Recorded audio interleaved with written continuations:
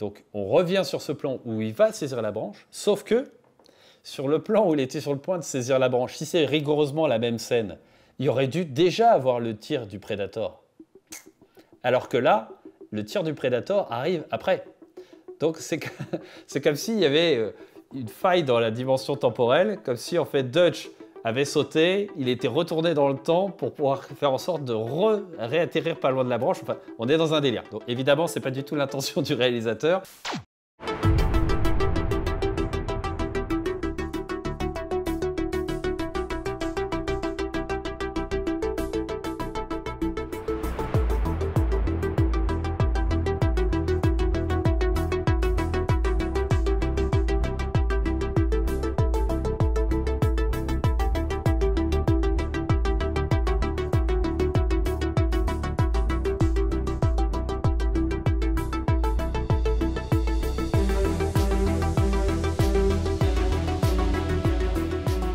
Mes réalisateurs et cinéphiles, bonjour, vous êtes sur Cut Point de Vue. Aujourd'hui, nous nous attaquons à Predator, un film de McTiernan. Donc c'est le deuxième film de McTiernan, il me semble, on avait vu Piège de cristal déjà. Et donc là, celui-là est un autre film emblématique de ce réalisateur. Donc il avait fait avant Piège de cristal. Et vous allez voir que ce film a des connexions avec un film qu'on fera plus tard, à savoir Rambo. Donc, mais concentrons-nous d'abord sur Predator et notamment la scène de fin, l'affrontement entre Schwarzenegger et le Predator. Mais avant de commencer, si vous aimez cette chaîne, faites-le savoir autour de vous en partageant son contenu. On commence tout de suite. Nous allons commencer notre scène sur un passage où nous avons Dutch qui essaye de fuir le Predator.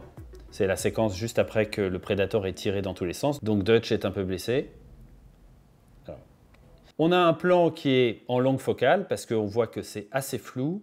On a notre personnage qui passe tout proche du premier plan et ce qui est surprenant, c'est que on ne le suit pas et on reste en fait sur une branche qui oscille. On peut se dire pour quelle raison. Et immédiatement, ça paye tout de suite derrière parce qu'on a la vision du Predator et on comprend que voilà, le Predator l'a localisé. Suivi donc d'un plan sur notre Predator. Donc là, on se rend compte qu'il y a beaucoup de fumée. Hein, c'est un peu inhabituel. Hein, d'ailleurs, on sent la machine à fumer. Et là, notre Predator qui se rapproche progressivement de la caméra. Petite anecdote aussi, le comédien qui était dans le costume ne voyait absolument rien. Hein, c'est-à-dire qu'en fait, il devait mémoriser où il devait sauter de façon à tomber au bon endroit. Donc la petite scène là qu'on voit là, devait être assez sympathique à faire. Donc là, on a un raccord mouvement où on élargit et donc le Predator tombe. Notez le sound design, hein, franchement, le son pour augmenter la masse du Predator est vraiment bien vu. Alors, cut parallèle, on a Dutch qui avance sur cette petite passerelle. On se rend compte qu'il y a le même effet qu'avec le Predator, où le Predator, on l'avait en pied, et puis au fur et à mesure qu'il avançait, on se rapprochait en fait de ses pieds à lui. Et là, on a Dutch qui avance et on se rapproche progressivement des pieds de Dutch. Est-ce que vous avez vu donc, ce raccord? Donc c'est un raccord, on va dire, de surprise, hein, c'est-à-dire que subitement, on a une réaction de notre personnage, hein, donc c'est un cut réaction, mais de façon à ce que le cut réaction soit, on va dire, plus visible, McTiernan utilise un procédé, c'est-à-dire qu'on a d'abord la musique qui joue un peu plus la note au moment où il y a la réaction de Dutch, mais il y a aussi Schwarzenegger qui regarde vers le bas, c'est normal, il regarde ses pieds, et d'un coup, il se passe quelque chose, donc il redresse le regard. Donc, on va dire, l'amplitude de redressement est plus importante que s'il regardait, on va dire, à mi-hauteur, et puis que subitement, il aurait juste orienté un petit peu son regard. Là, il regarde vers le bas et d'un coup, il redresse, et puis en plus, comme il a un maquillage tactique, hein, qui assombrit vraiment sa peau, on fait vraiment attention à ses yeux. Et là, boum, le Predator arrive. On a de la fumée qui aurait pu être un amplificateur, hein, si la fumée s'était décalée sur les côtés au moment où il tombe. Alors que là, en fait, non, c'est plus un intensificateur parce qu'elle masque globalement le Predator. Et on a eu un retour sur Dutch et pour finalement avoir ce plan-là. D'ailleurs, très certainement qu'ils ne l'ont pas enchaîné directement, le plan où le Predator saute et tombe parce qu'il y avait vraiment trop de fumée. Je pense que le plan n'était pas assez valorisant quand il se redressait. Il y avait vraiment trop de fumée au premier plan. Alors que là, on voit bien que la fumée est localisée derrière et moins devant. Et il a tout le loisir de se redresser. On a la sensation, bon, il se redresse au ralenti, mais je ne pense pas que le plan soit tourné au ralenti. Pour autant, ça lui donne en fait une sorte de puissance, hein. Et là, on a Dutch qui regarde vers le bas. On revient sur Predator. Donc c'est un cut parallèle, hein, pour le moment, parce qu'il n'y a pas de raccord vraiment qui lie les deux plans. Le son si spécifique du Predator. Et au moment où il commence à pivoter son visage, on a la caméra qui commence à descendre. Descendre, descendre, descendre, descendre. Donc là, on est sur une audience cam. Ça fait penser au plan qu'on avait vu dans Retour à le futur 2, au moment où il y avait Strickland qui passait à côté de son bureau et que la caméra pivotait et qu'au bout d'un moment, il y avait un justificatif de mouvement et que la caméra, par inertie, continuait à descendre jusqu'à arriver sur Marty qui était caché sous le bureau. Là, c'est le même procédé. On a le Predator qui tourne le visage, donc la caméra est justifiée, justificatif de mouvement pour avoir un mouvement vers le bas. Et ensuite, là, à ce stade-là, on n'a plus du tout de justificatif. On cherche quelque chose. On se dit, bon, bah, qu'est-ce que veut nous monter le réalisateur? Donc c'est pour ça que c'est une audience cam à ce moment-là, pour finalement arriver sur notre personnage qui est planqué en dessous. D'ailleurs, c'est quasiment le même principe, hein, vraiment, que dans Retour à le futur, où on avait Marty qui se planquait aussi. Voilà. Et là, la caméra ne s'arrête pas là, hein, on est sur un plan long. Elle passe sous le pont de bois. Voilà. Elle passe sous le tronc. Ce qui traduit quelque chose, c'est que du coup, comme on est passé vraiment sous le comédien, sous Schwarzenegger, on se dit, ok, donc il n'y a pas une table, il n'y a pas un truc qui suspend Schwarzenegger à l'arbre. Là, Schwarzenegger est vraiment fixé par rapport à ses bras. On se dit, il est vraiment dans le vide. Donc ce qui crée une tension, là, parce que cherche la réaction du comédien. On entend le son du Predator, ce qui crée une tension, hein, bien sûr. Toujours un plan long, tension. Hein, ça fonctionne toujours super bien. Et là, on revient ici, ce qui nous permet d'avoir le Predator qui fait sa sortie, et ce qui traduit le fait que cette scène est plausible. De la même utilisation que dans Retour à le futur 2. C'est-à-dire qu'en fait, si ça avait été un plan qui avait été découpé, on aurait pu se dire, ouais, c'est peut-être un peu gros et tout. Alors que là, on se dit, le Predator, il est passé d'un bout à l'autre, donc le pont est tenu déjà, et on a vu que notre personnage principal est resté accroché au tronc de A à Z. Il n'y a pas eu de triche. Donc c'est vraiment l'intérêt de l'utilisation de ce plan long. Et on revient sur Dutch. Boom, cut. Donc là, c'est un cut, il y a une ellipse, hein, ponctuée par la musique qui d'un coup, en fait, redynamise l'action. Hop, il chope des lances, on élargit, donc sur un raccord mouvement, on revient sur un autre raccord mouvement. Là, c'est un point de vue. Toujours hein, l'utilisation de la machine à fumer hein, pour sentir un peu les stries de lumière quand il y en a. Et ça masque aussi évidemment la profondeur du champ. Alors vous avez vu qu'il a saisi cette pierre en deux temps. Je vais vous remonter ça. Il y a d'abord une passation du bâton. Regardez, alors déjà, il y a d'abord la direction du regard. Il regarde vers le bas. Hop, on descend. Passation du bâton. Et ensuite, la pierre. Ce n'était pas nécessaire, c'est un peu étonnant en fait d'agir comme ça, mais bon, très bien. On verra que ce plan va faire écho plus tard. Donc il saisit la pierre. Et hop, on élargit au moment où il lance le caillou. Donc là, on a un raccord mouvement. Et hop, boum. Là, vous avez vu que le plan était légèrement ralenti d'ailleurs. Certainement parce que la pierre devait tomber trop vite. Donc, on va regarder, faites attention. Vous avez vu, on sent que l'image est légèrement saccadée. Parce que ça a dû être un ralenti à la post-production. Ce n'est pas un ralenti à la prise de vue. Donc du coup, ça donne quelque chose d'un peu saccadé. Hop, cut réaction quasiment. On a non pas la réaction directe du Predator, mais la réaction de sa vision. Hein. C'est-à-dire que là, on voit, il traque, et hop, ça y est, il a localisé le mouvement. Hop, boum. Il tire, voilà. On a eu une succession de plans, là, on a eu un montage assez cut. Et on a une réaction de Dutch qui a localisé lui aussi le Predator. Voilà, donc c'est qui va venir de par là. Donc on a un retour point de vue. Hop, il arme son coup. Allez. De nouveau la vision si caractéristique du Predator. Et boum, il tire sur Dutch. Donc on se dit, bon, le Predator est quand même pas si naïf que ça. Il est tombé dans le piège de Dutch, mais s'est ressaisi assez vite. Et c'est ce qui est satisfaisant avec ce personnage de Predator, c'est qu'il est fascinant. Il y a quelque chose de fascinant chez lui. Il n'est pas juste bête et méchant. Il a une véritable réflexion et il a, on va le voir, un code de l'honneur en plus. Allez, là, en 2 plans, il envoie sa lance. Boum. On a un queue de coup en décalage. D'ailleurs, ça me fait penser, moi, à Rambo 2, parce qu'il y avait Stallone qui, soi-disant, en tout cas de ce qu'il disait, aurait supervisé le montage. Et il disait que quand il tirait avec des flèches explosives, en fait, souvent, la flèche, le monteur montait trop cut. C'est-à-dire qu'on avait la sensation que la flèche, instantanément, elle arrivait à son impact. Et donc, il était bon de laisser un peu de temps avant que, boum, ça tombe et que ça explose. Et là, c'est exactement ce qui se passe. Il a jeté la lance et ça a mis du temps avant que, justement, ça explose. Comme si, en fait, on extrapolait la distance, en fait, de la lance. Allez, on a entendu un son, on se dit, OK, il est blessé. Là, on a un plan particulièrement surprenant parce qu'on a Schwarzenegger qui est filmé en contre-plongée. On a beaucoup de fumée derrière. On a vraiment l'impression même qu'il y a une pluie de cendres, tellement en fait que c'est sombre. Et puis lui, avec sa peau là, qui est maquillée. Il y a quelque chose qui nous renvoie, d'ailleurs, je ne sais pas si vous avez cette sensation avec ce plan-là, mais on aura d'autres occasions d'en parler.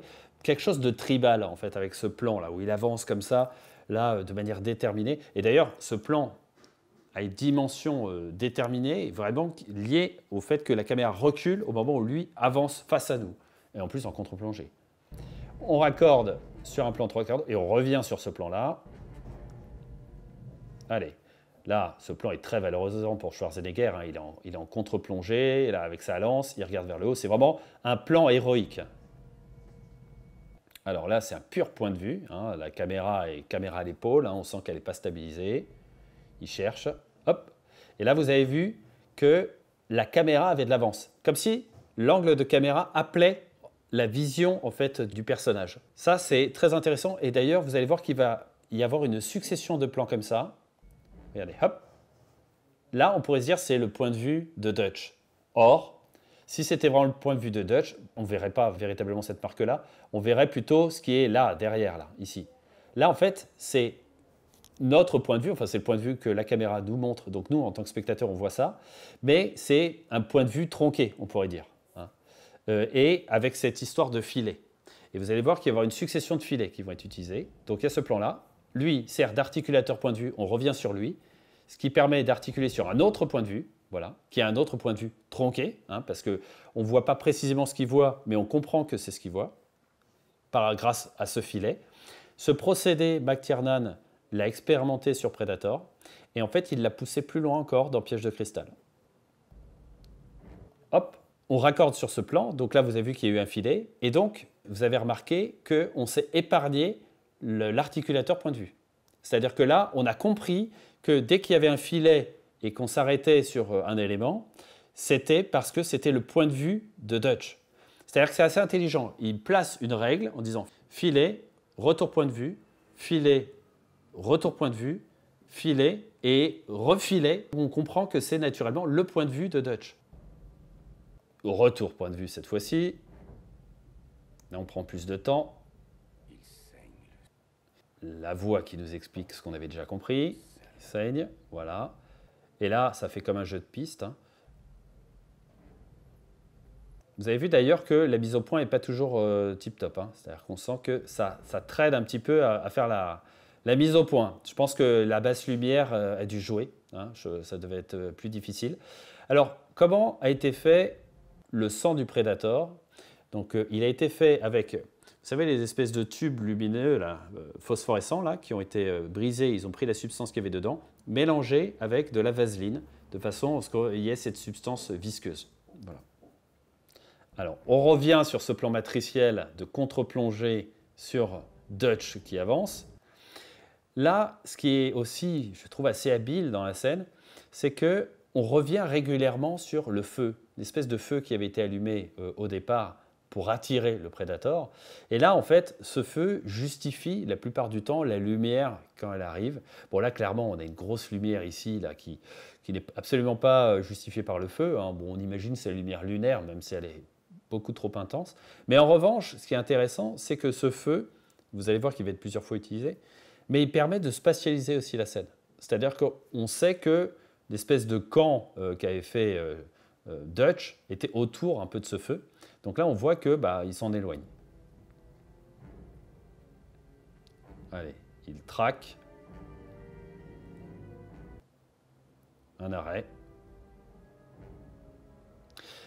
On a un raccord qui n'est pas terrible. Je ne sais pas si vous l'avez senti.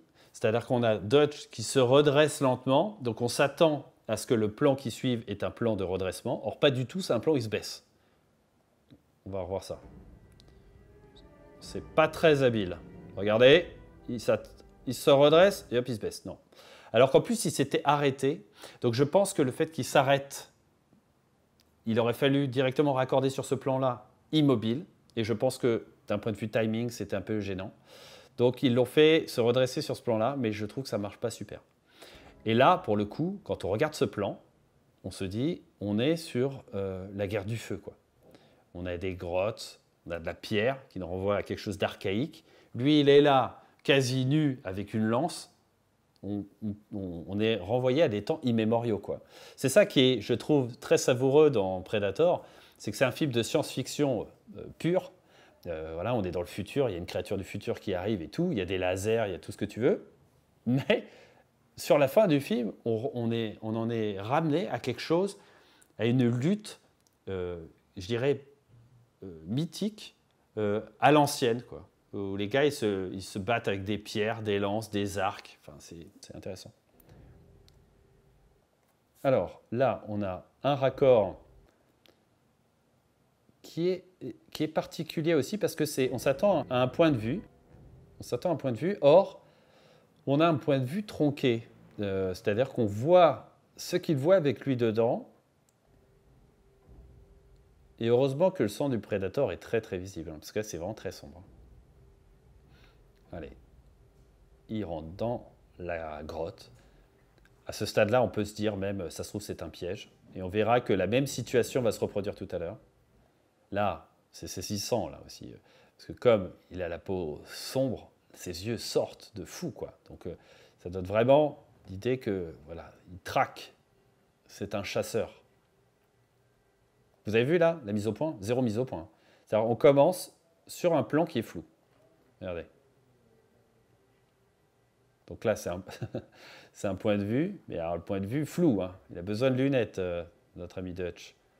Hop, on revient sur lui. Ce qui est surprend sur ce retour point de vue, c'est la masse sombre là qu'il y a là. Inévitablement, on se dit, il va y avoir une apparition là. Le Predator va arriver ici. On le sent.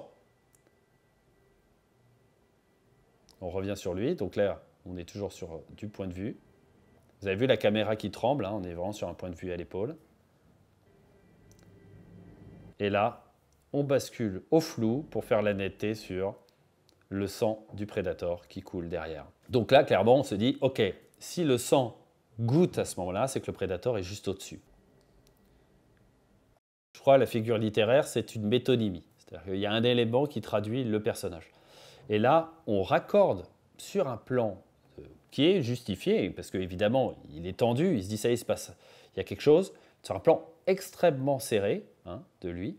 Ce qu'on peut se rendre compte aussi, c'est qu'on a un liseré qui est blanc-bleu ici, là, hein, ce qui est le liseré qui ferait penser à la lumière du jour. Mais bon, là, ça se veut être la lumière lunaire. Liseré qu'on n'avait pas, on avait un liseré blanc. Là, on a un liseré blanc-bleu. Et pourquoi? On va le voir après. Donc là, il cherche. Et là, regardez. Subitement, on est sur une valeur qui est très proche. Je mettrais en fait côte à côte les deux valeurs. Mais s'il avait raccordé directement sur cette valeur, alors qu'on avait avant la valeur très sombre ici avec du sang, là, on aurait une impression d'un saut dans l'image, ce qui était très inélégant. Là, il met un plan qui peut être considéré comme étant un plan de coupe, avec le plan sur le regard, en fait extrêmement serré, ce qui permet de noyer le poisson un petit peu, et en plus d'amorcer le liseré blanc-bleu, pour qu'on puisse raccorder sur ce plan-là. Alors, pourquoi raccorde-t-il sur ce plan-là? Parce que le Predator descend. Et pourquoi ne l'a-t-il pas fait sur l'autre valeur? Alors que pour autant, on avait le sang vert qui était là, donc c'est logique que le Predator descende à cet endroit-là. Eh bien, tout simplement parce qu'il n'y avait pas de backlight. C'est-à-dire que là, ce qui permet de voir le Predator, c'est parce qu'il y a cette lumière blanc-bleu derrière. Et donc, même en silhouettage, on sent qu'il y a une masse qui descend. Alors que tout à l'heure, on était sur un fond uniformément noir. Donc, noir sur noir, on ne voyait rien du tout. Donc, c'est la pertinence de ce changement d'axe. Voilà. On a la vision du Predator qui nous confirme que donc c'est bien lui qui est derrière. Ce n'est pas un animal sauvage qui serait descendu derrière Dutch. Et on voit bien qu'il ne voit pas très clairement que Dutch est là. Donc vraiment, son camouflage est assez efficace. On revient sur ce plan-là, histoire de le justifier. Bien souvent, quand un élément est utilisé une seule fois, surtout quand c'est un élément un peu bizarre, un peu étrange, qui sort d'habitude, s'il n'est pas réutilisé au moins une deuxième fois, ça va jurer. Bon, c'est comme si c'était une faute de goût, une faute de style. Là, ce plan est réutilisé, ce qui nous fait dire que bon, ok, ce plan est normal. C'est-à-dire que tout à l'heure, s'il a été utilisé, c'est parce que il rentrait dans la mise en scène du réal. Et ce qui permet de faire un articulateur point de vue vers cet élément qu'il utilise, qu'on n'identifie pas très bien d'ailleurs. Hop, il allume le feu. Alors là, franchement, il y aurait eu un coup à jouer, normalement. C'est-à-dire que c'est un point de chaleur que le prédateur aurait dû immédiatement identifier et réagir, parce qu'on imagine que le prédateur est sur le qui-vive. Mais là, le plan vit sa vie, c'est-à-dire que voilà, on a l'impression que le prédateur ne réagit pas, ce qui est un peu bizarre. Et boum, s'ensuit une explosion. L'autre s'en sort, et alors là, on a quelque chose quand même qui est un peu étonnant. C'est qu'on a Dutch qui court ici, et le Predator qui était, du moins, moi c'est comme ça que je l'interprète, vous me direz dans les commentaires si vous le voyez de la même manière, moi j'avais l'impression qu'il y ait une sorte de tunnel, et qu'on avait le Predator qui était à l'autre bout du tunnel. Sauf là, on a l'impression que le Predator était sur le côté. Bon, c'est un peu bizarre. Et donc l'autre court à côté de lui. Je pense que l'utilisation de ça, c'est juste pour montrer que les deux personnages sont pas loin l'un de l'autre, donc ça crée une tension. On se dit, le Predator pourrait réagir, et d'ailleurs, il ne va pas s'en priver. Donc là, on a explosion. On notera que cette explosion étant juste derrière Dutch, ça lui fait une vraie backlight. Hop, il saute. On a un raccord sur le Predator qui va suivre le mouvement du saut de Dutch. Gros plan sur lui, donc parce que évidemment, il se rend compte qu'il s'est fait berner. On sera surpris de voir cette lumière verte, qui en fait n'est justifiée par rien en fait. Parce que le sang du Predator, ok, il y en a, mais il n'y en a pas suffisamment pour faire une vraie source lumineuse comme ça. Donc cette lumière n'a pas vraiment de sens. D'autre part, il y a une explosion quand même conséquente à côté qui génère une lumière blanche, et pas du tout en fait sur ce plan. À tel point qu'on a l'impression que ce plan a été tourné par la suite en se disant, voilà, on a besoin que le Predator réagisse parce que sur l'autre plan, on ne le voit pas trop. Donc, on utilise ce plan-là et qui plus est, ça lui permet de tirer. Voilà. Boum, il tire. Et là, on a de nouveau une explosion ici. Alors, on notera aussi qu'on a eu un surdécoupage un peu particulier. Alors, je ne sais pas si vous vous souvenez ce qu'est le surdécoupage. C'est qu'on voit sous différents axes la même scène. Là, regardez. On a Dutch qui saute. Hop, vous avez vu, il est sur le point de saisir la branche. Ok? On revient là. Ah là, il n'était plus du tout sur le point de saisir la branche. Il était un peu plus éloigné. Donc, on revient sur ce plan où il va saisir la branche, sauf que sur le plan où il était sur le point de saisir la branche, si c'est rigoureusement la même scène, il aurait dû déjà avoir le tir du Predator. Alors que là, le tir du Predator arrive après. Donc c'est comme s'il y avait une faille dans la dimension temporelle, comme si en fait Dutch avait sauté, il était retourné dans le temps pour pouvoir faire en sorte de réatterrir pas loin de la branche. Enfin, on est dans un délire. Donc évidemment, c'est pas du tout l'intention du réalisateur. C'est clairement une faute de raccord parce qu'il n'aurait jamais dû pouvoir avoir ce genre de tir en cours de route, ou alors il aurait dû être amorcé avant. Alors, il saute, il saisit la branche, et sur le raccord mouvement, où la branche est, on a la sensation tordue à minima, clac, puis crac. Là, on revoit cette branche qui se craque. Voilà. Donc on a de nouveau du surdécoupage. Pour le coup, il y a toujours l'explosion, qui est toujours là, l'explosion du Predator. Et il tombe, boum. Vous avez vu que toute cette séquence d'ailleurs a été filmée au ralenti. Et là, c'est du vrai ralenti. Parce qu'on voit que tout est fluide. On n'a pas un effet de saccadé qu'il y a avec les ralentis en post-production. Donc ça veut dire que ça a été pensé au ralenti. C'est-à-dire que le réalisateur l'avait anticipé. Alors, on a ce plan qui est étonnant parce que finalement, on est au-dessus de Dutch. Ce n'est pas un point de vue de Dutch. Ce n'est pas vraiment un plan stylisé de Dutch où on aurait Dutch au premier plan qui essaie d'avancer, où on est proche de lui d'une certaine manière, même émotionnellement. Là, on est un plan de dessus comme ça, comme si c'était le point de vue du Predator qui le regarderait en train de nager.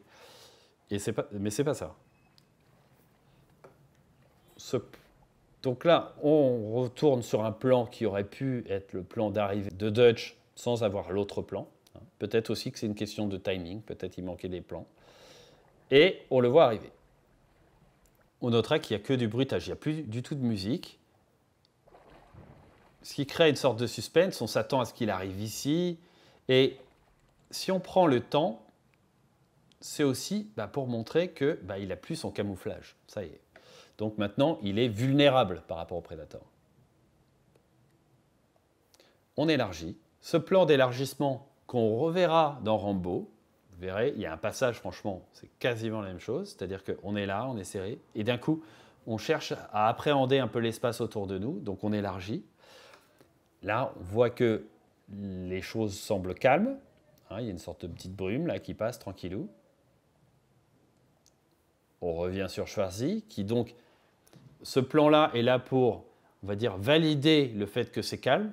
C'est comme si c'était un cut qui était en réaction du plan large. Il se redresse et boum, subitement, on a un nouveau cut. Vous avez vu que ce n'est pas la même valeur que tout à l'heure. D'ailleurs, il avait le visage qui regardait par là et d'un coup, clac, il regarde de l'autre côté. Donc il y a une sorte de 90 degrés un peu brutal qui, vu que c'est dans l'axe, est un peu saisissant parce que, évidemment, l'autre, il est bloqué d'un coup. Alors, ce qui est assez inexplicable, on est d'accord, parce qu'on voyait bien que sur le plan large, il n'y avait personne. Et on aurait pu se dire, ouais, mais le Predator peut devenir invisible, sauf que, non, parce que son appareil était défectueux à la suite que, justement, Dutch lui ait tiré dessus. Il est bloqué, et là, je ne sais pas si vous avez fait attention au bruitage, on va remettre ça. On a un bruitage presque cartoon, bon là, on revoit, vous voyez bien qu'il n'y a personne. Boum. Vous avez vu, le bruitage, on entend ce petit bruitage là d'un coup sec. Je pense que c'est parce que le raccord n'était pas très franc. Et aussi, on a le visage de Schwarzenegger là, qui est vraiment très couché par rapport à ce mouvement. Il n'est plus du tout redressé tel qu'il l'était. C'est, je pense, une sorte de cache-misère de façon à faire ce raccord. Et là, on a le Predator qui est littéralement au-dessus de lui. Donc on se dit, Dutch est foutu. On a élargi, vous avez vu, on a vu le même plan que tout à l'heure, sauf que le Predator était juste à côté.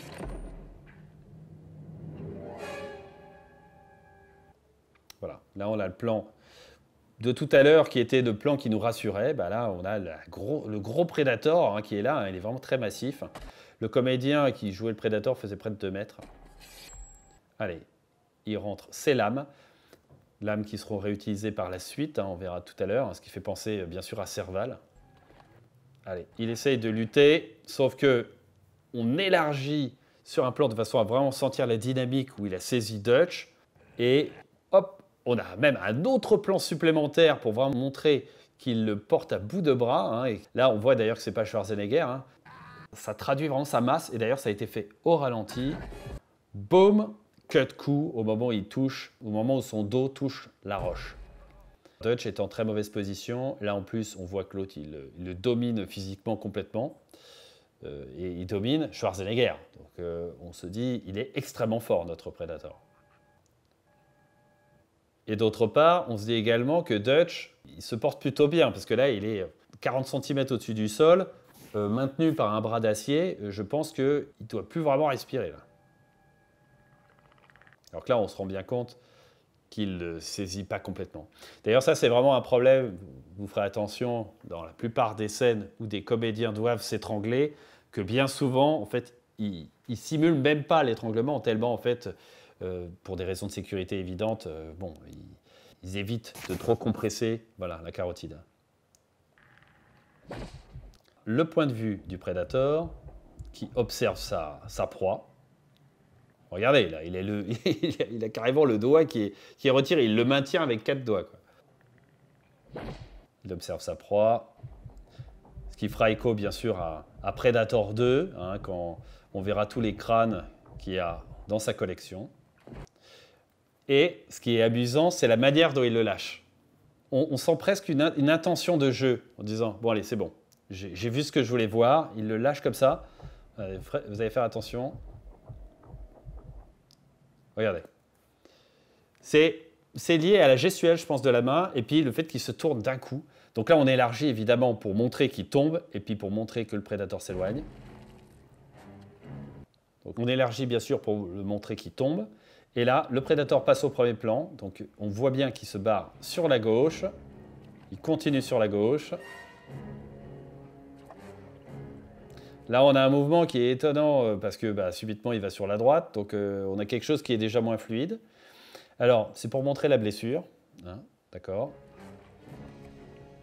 Il prend son temps. Hein. Il se retourne. Donc il est toujours à gauche. Donc ça, c'est parfait. On a Dutch qui est à droite. Donc jusqu'à présent, tout raccorde bien. Allez. On suit sa main. Donc là, on est sur une sorte de dramatisation. C'est-à-dire que là, la scène, elle est ce qu'on appelle milquée. C'est-à-dire qu'en fait, la scène, genre le prédateur enlève son casque, aurait pu être instantanée. C'est-à-dire il a enlevé son casque, basta. Sauf que là, non. Le réalisateur va nous faire savourer en fait cet instant. C'est-à-dire que vraiment, on va essayer de comprendre tous les détails du casque. Voilà, il enlève un petit tuyau. Donc là, vous avez vu qu'il y a un amplificateur. C'est-à-dire qu'on a la fumée qui sort comme ça. Ensuite, on a raccordé sur un plan en contre-plongée, ce qui valorise notre Predator. Allez.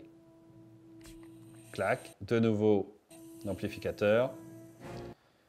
On revient sur Dutch et ce plan, je ne trouve pas terrible. Parce qu'on a bien notre Predator qui est à gauche. Et là, on a Dutch qui est à gauche. Alors, ok, il regarde à gauche, mais pourquoi ne pas l'avoir mis à droite et qu'il regarde à gauche? Je ne comprends pas.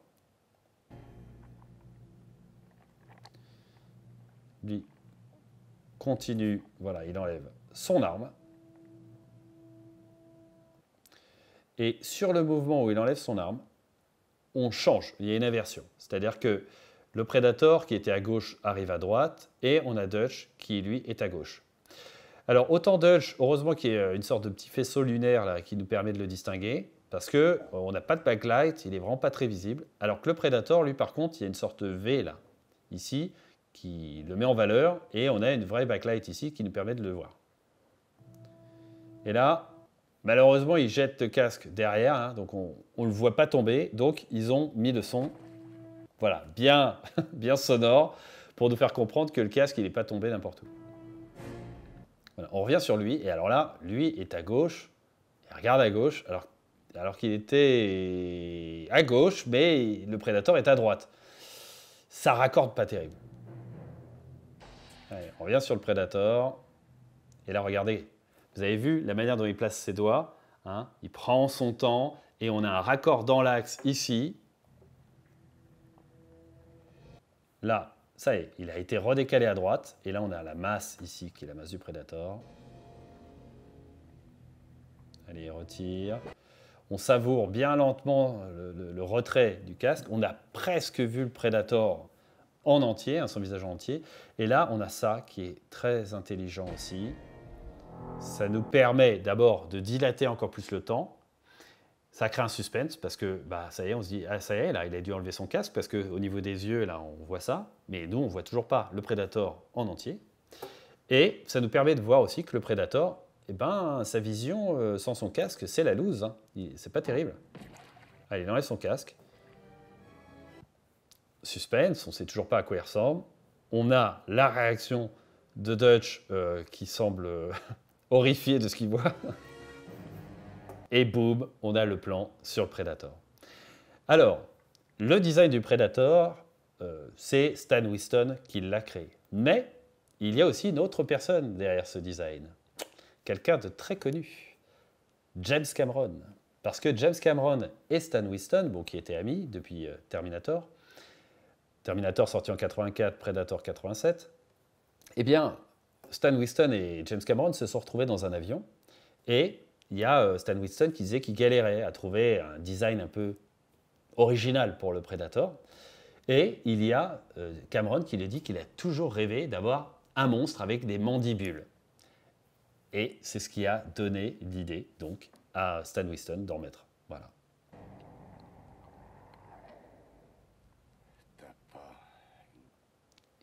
Une gueule. Voilà. Je coupe un petit peu de peur de me faire censurer par YouTube. Voilà. Cut. Donc là, c'est la punchline. Alors, je ne sais pas si vous avez vu ce raccord. Je le trouve pas très fluide aussi. Alors, regardez.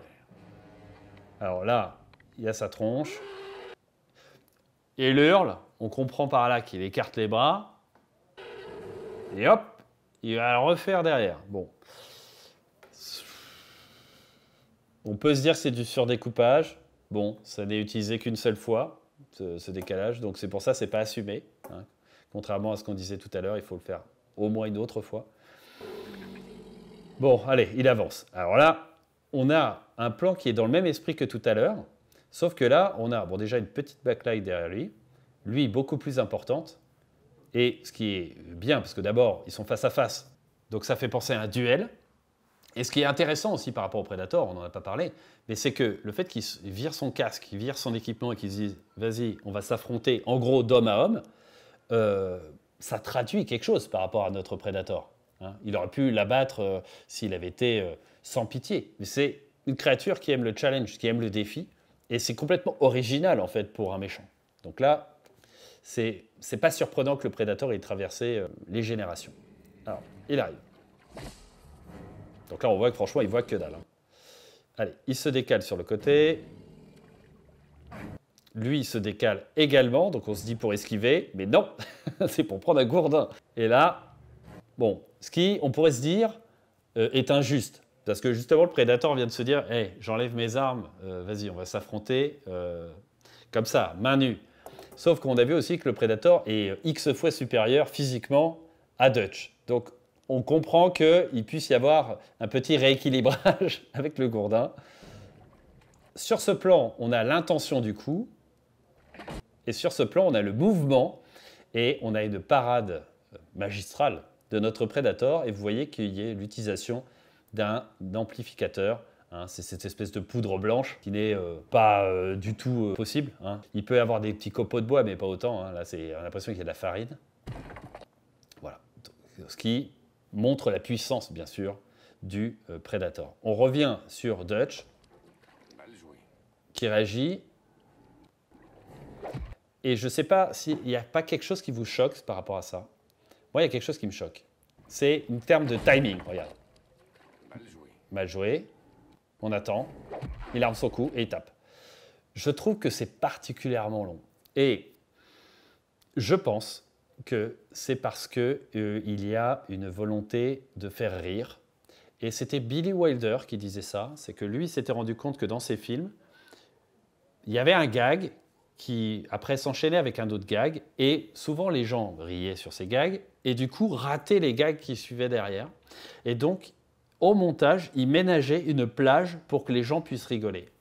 Et là, je pense que c'est ça, l'explication. C'est-à-dire que, boum, il tape, mal joué, ha ha ha ha ha, boum, lui pendant ce temps-là, il arme son coup, et boum, il tape. Là, on a un cut coup, et hop, on a un cut qui monte la trajectoire de la manière dont il vole. Donc là, c'est spectaculaire parce qu'il est vraiment littéralement, décolle littéralement du sol. Il y a un film d'ailleurs des frères Cohen qui s'appelle Arizona Junior. Il faudrait vérifier s'il n'était pas sorti avant, qui utilise le même procédé à un moment où il y a un personnage qui littéralement décolle du sol parce qu'il s'est pris une baffe. Et là, on peut se demander, mais attends, pourquoi est-ce qu'il n'est pas plus dans la diagonale, ce qui aurait été plus dynamique, alors que là, il masque notre Predator. Et c'était à ras du sol aussi, pour quelle raison? Boum! Pour avoir cet amplificateur naturel qu'est l'eau, au moment où il tombe, boum, on se dit waouh, il a dû se faire mal. On revient et lui, il fuit, évidemment. Et ce plan est terrifiant. Ce plan est terrifiant et me fait penser d'ailleurs au plan de Terminator, quand il y a le Terminator qui avance face à Sarah Connor qui essaie de ramper dans le Tech Noir. Il arrive tellement vite, de manière tellement inexorable, que s'il n'y avait pas eu Kyle Reese qui serait arrivé, qui aurait tiré, que ça en était fini pour Sarah Connor. Là, on se dit, là, il est sur lui, là, quasiment. Bon, Dutch a de bons réflexes, boum. Vous avez vu aussi, amplificateur aussi, des étincelles. Allez, il frappe, 4 coups, boum. Vous avez vu que la caméra revient de manière un peu brutale hein, sur Dutch. Je vais vous remettre ça. Regardez, boum, vous avez vu, la caméra, c'est vraiment une caméra à l'épaule, en disant, bon, ok, hop, je reviens sur toi. Bon, d'ailleurs, ce qui aurait été peut-être même mieux, c'est qu'il soit cadré un peu plus là pour pouvoir regarder là. Là, il est vraiment encore, une fois de plus, un peu trop proche du cadre. Et l'autre ne réagit pas. Vous avez vu l'ombre du cadreur? On sent l'ombre. Hein. Donc, ils ont dû laisser le plan en se disant que ce serait l'ombre de Dutch, mais sincèrement, Dutch, il est plus là, il n'est pas là sur le côté. Donc ça, c'est l'ombre du cadreur. Et pareil, vous avez vu le temps de réaction? Et là, c'est pareil, je pense, c'est pour ménager les rires. Boum, il le frappe. Et Dutch essaye de tenir un peu de la même manière que le Predator lui avait tenu. Bon, ce qui semble moyennement plausible, parce qu'on avait vu quand même Dutch se prendre un pain tout à l'heure, il avait décollé du sol et tout. Là, il se prend 2 pains du Predator à bout portant. Bon, il bronche pas, j'y crois moyennement. Mais bon, allez, il le frappe. Et là, il y a un décalage aussi au niveau du coup. Hein. Mais ça, je pense que c'est lié au fait que le comédien ne voyait pas grand-chose. C'est-à-dire que quand il frappe ici, on a Dutch qui fait sa petite roulade derrière et on a le bras qui, en décalage, continue à monter. Je vous le remets. Vous avez vu, bon, c'est pas foufou. Et là, on bascule en vision Predator, ce qui est un peu un choix un peu surprenant. Donc, on voit que là, on a Dutch qui essaie de cavaler, on a un filet, on a un truc qui est brisé, donc on essaie d'identifier ce que c'est, on comprend que le Predator est passé à côté, donc on se dit ok, qu'est-ce qu'il a fait? Il a pris un gourdin. Allez, on comprend que ça cogne, il y a des cris, c'est un peu confus. De nouveau, ça casse. Il y a des gémissements, il y a en fait une tentative de fuir, et hop, boum, l'autre il le cogne. C'est un peu bizarre, mais on se dit, on a d'abord un fond rouge. Fond rouge, on le sait, c'est la violence, on le sait, on l'a déjà dit. Donc là, on sait que c'est un combat, donc c'est bien logique qu'il y ait ce fond qui insinue de la violence. Mais alors là, subitement, on cut et on arrive sur ce plan au ralenti, alors qu'on avait un plan en temps réel, avec subitement cette giclée de sang, hein, amplificateur, par rapport à la violence du coup, et donc avec un fond bleu, c'est, je pense, pour mettre en valeur ce plan-là. Boum, on rebascule. C'est le chaos. Je pense que c'est pour aussi montrer que l'autre perd pied. Allez. On comprend qu'il essaie de ramper. Ouais, ce plan est très impressionnant aussi parce qu'on a déjà Dutch qui est quand même au sol, hein, et qui rampe quasiment. La caméra est plus bas que le niveau du sol, hein, certainement voilà, il doit avoir une sorte de creux.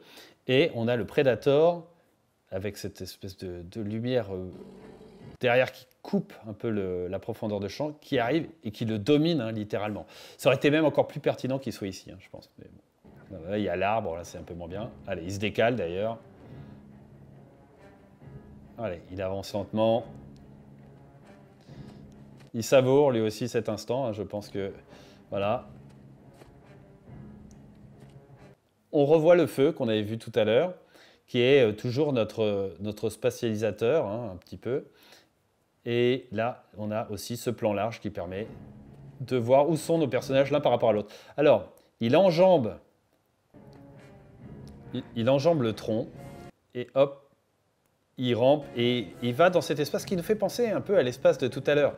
Quand je disais que ça faisait penser à la guerre du feu, hein, où il s'était juste penché là. Là, il arrive ici. Donc, on se dit, OK, on est dans une situation un peu équivalente. On voit que le Predator, d'ailleurs, était juste à côté. On a resserré sur Dutch. Et on comprend que ce resserrement n'est pas juste en termes d'impact émotionnel, mais c'est aussi pour mettre en valeur le fait que y a le petit piège, il est passé à côté. Et hop, le petit zoom pour montrer aux spectateurs, vous avez vu, il y a des pièges. Voilà. Vraiment cette utilisation-là. On a le Predator qui avance, boum, ce plan à la cervale, hein, qui nous renvoie aussi au couteau, qui nous renvoie aussi à quelque chose de tribal. Hein. On est vraiment à un affrontement à l'ancienne. Là, c'est un pur point de vue, hein, parce qu'on a le bras en amorce de Dutch, donc on se dit, il voit ce qu'on voit. Et là, ce feu pour lequel on est passé à côté est bien utile, parce qu'il nous permet de faire une backlight pour notre Predator. Cut réaction, cut parallèle. Là, on a un cut réaction qui sert d'articulateur point de vue vers le piège. Ah, on revient sur lui, donc il sert véritablement d'articulateur point de vue, et donc ça nous permet de inconsciemment nous dire, ok, il a regardé vers le bas, il y a le piège là, il regarde vers le haut, le prédateur est là, ok, donc on voit qu'ils ne sont pas loin l'un de l'autre. Allez, viens. Allez, on revient sur ce plan matriciel de tout à l'heure avec le bras en amorce, où il essaye de le provoquer. Donc là... Et c'est assez intéressant le fait qu'il commence à se redresser et hop, subitement il touche le truc. Il dit ah tiens, qu'est-ce que c'est que ce truc? Allez, viens, tue-moi. Là, on est vraiment de ce qui fait le plaisir de ce personnage du Predator. Il n'est pas stupide. C'est-à-dire que là, il se dit ok, il y a un truc, il y a quelque chose qui ne va pas. Qu'est-ce que c'est que ça? Je suis ici. Tue-moi. Tu veux me piéger, mon gars? Voilà, donc l'autre tente tout ce qu'il peut. Mais là, on a... Sur lui, on comprend. Putain, vous avez vu là l'espèce de bave qu'il avait, une espèce de gelée là. Bon, ça je pense c'est un vieux reste d'Alien à mon avis. Regardez ce truc là. Allez, il se barre. Cut réaction. Donc bien sûr. Point de vue. Le feu qui nous sert toujours à spatialiser la scène et on va voir qu'il va avoir une utilité après. Retour point de vue, donc c'est vraiment un articulateur point de vue. Et hop, il descend. Cette espèce de descente avec la fumée fait écho au plan qu'on avait vu quand il était au niveau du tronc d'arbre et qu'il s'était planqué en dessous. Hein, c'est le même procédé, il descend, il y a de la fumée, il est là. Le visage blasé de Dutch en disant hey, « merde, je suis foutu ». Et là, vous avez vu les valeurs successives sur lui. On était de face, on était de 3/4 et là, maintenant, on est quasi de profil. En fait, vraiment... de façon à signifier le mouvement du Predator qui s'est complètement décalé. C'est bien fait. Et il est là. Et là, ce qui nous surprend, en fait, c'est le plan qui soit si décadré. Le fait que le plan soit en contre-plongée est logique, parce qu'effectivement, le Predator il est au-dessus de lui, il est vers le bas, donc c'est logique. Mais en revanche, cette air-là est très, très étonnant. Donc on se dit, pour quelle raison avoir fait ça? Et là, on a le regard de Dutch qui monte en même temps que celui du Predator. Donc on croit qu'en fait, il redresse le visage parce qu'il continue à regarder le Predator, mais il y a cette espèce d'avancée un peu, on va dire, hésitante sur lui, et boum, on a un zoom sur ça. On se dit, ok, finalement c'est pour ça que c'était décadré, et finalement c'est pour ça aussi qu'il y avait cette avancée sur Dutch.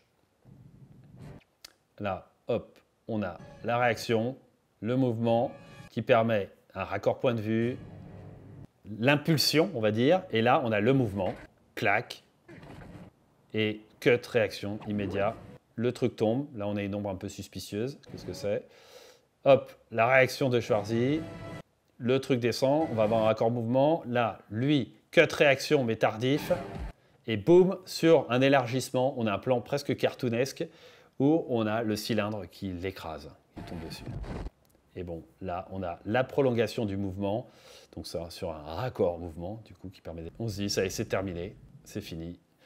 Et ce plan, avec ce flair, là, un peu étonnant aussi, avec le truc qui bouge derrière, me fait penser terriblement à Terminator.